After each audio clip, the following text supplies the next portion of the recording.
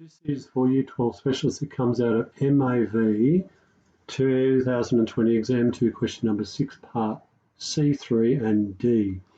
Okay, so I know that from previous questions, previous parts of the questions, e to the ix equals this.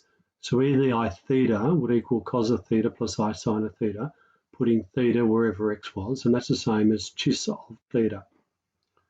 So I've got to show if r equals, z equals r chis of theta, that this equals this. Okay, so that means that log base e of r chis theta equals the right-hand side. If I have log base e of ab, that's the same as log base e of a plus log base e of b. So that's going to equal log base e of r plus log base e of chis theta equals the right-hand side. And I know that chis theta is equal to this, which equals to this.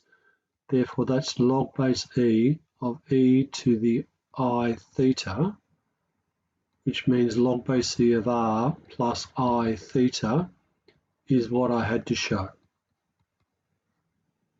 That's the first part. Well, that's the last part of C.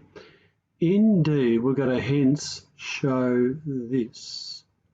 So once again, I'm going to use this information to do it. So I know that log base e of z will equal log base e of r plus I theta.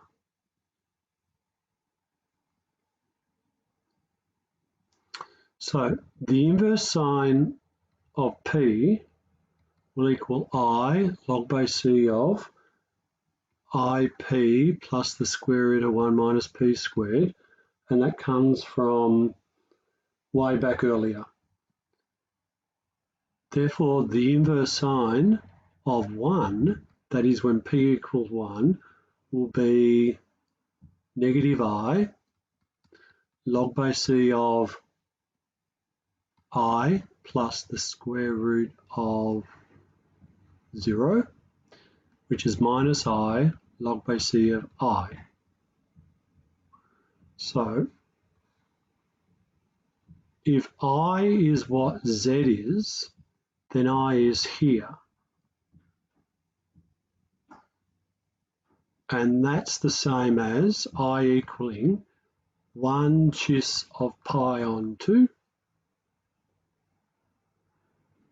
which means that using this rule here, log base e of I should equal log base e of the magnitude, which is 1, plus I times pi on 2.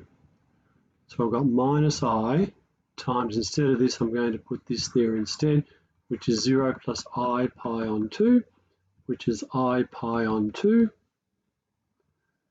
which equals minus I squared pi on 2, which equals pi on 2.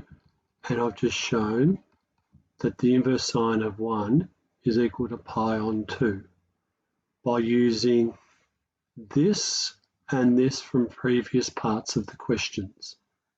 So that did C part 3 and D.